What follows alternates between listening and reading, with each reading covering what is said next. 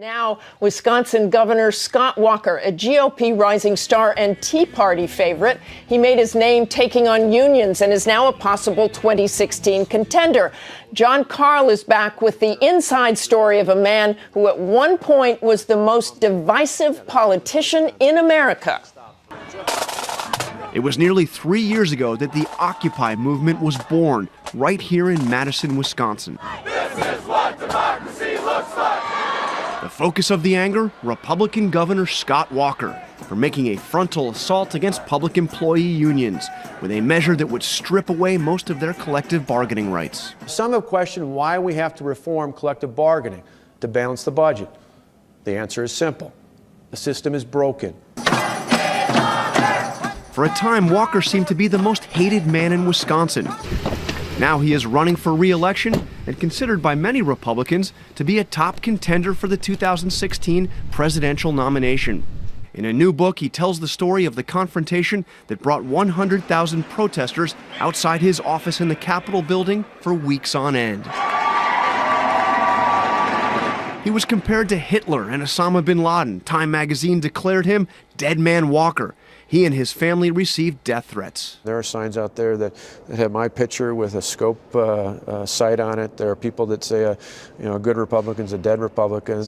This tunnel connects from across the street. The governor gave us a first ever look at the secret tunnel he used to get in and out of his office during the occupation. The protesters didn't figure a way to... No. One scene that makes the federal government shutdown look tame by comparison. All in favor say aye, all opposed say nay. The ayes have it. When Republicans rammed Walker's bill through the assembly, all hell broke loose. Well, this was intense. You had not only the protesters up there, but you had members who were yelling and really screaming at members on the other side. Walker acknowledges making some mistakes along the way, but he is more critical of how Republicans in Washington handled the government shutdown. Governor Walker, for a while you were the most divisive man in America. What did you learn from that? I came in wanting to fix things, having a $3.6 billion budget deficit. I was so eager to fix that.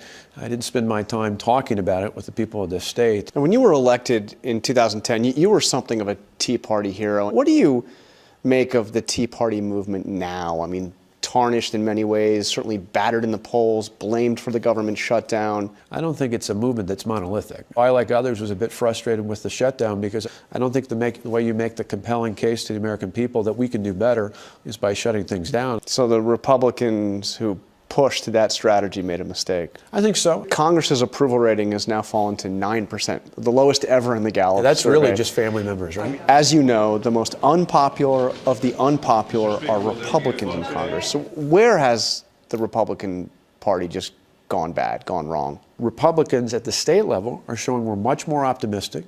We're speaking in terms that are much more relevant to where real voters are at. And Republicans in Congress, it's just about what? No, no, no? Yeah, I think so. I think that's a real problem. When Walker talks about the kind of candidate Republicans should nominate in 2016, it sounds more than a little like he is talking about himself. So describe for me the ideal Republican presidential candidate in 2016. I think it's got to be an outsider. I think both the presidential and the vice presidential nominee should either be a former or current governor, people who've done successful things in their states, who've taken on big reforms, who are ready to move America forward. So that rules out Marco Rubio, it rules out Ted Cruz, it rules out Rand Paul. All good guys, but it's got to be somebody who's viewed as being exceptionally removed from Washington. Your criteria also would rule out Paul Ryan. Yeah, and I love Paul Ryan. Paul Ryan, if he had a fan club, I'd be the president of that. Will you commit to the voters of Wisconsin, the citizens of Wisconsin, that you will serve out a full second term? In my case, I've never made that commitment. I've had for any office. Well, because to me, it's not about the time you serve in office. I feel right now my calling is to be the governor in the state of Wisconsin. That's where I'm called to. But when you won't commit to serving a full second term, I mean, how do you interpret that as anything other than leaving the door open to run for president? And that door is open, right? I mean, you've said it. I mean, you're certainly not ruling it out. I don't rule anything out. First things first, he faces a re-election battle in Wisconsin next year. For This Week, Jonathan Karl, ABC News, Madison, Wisconsin.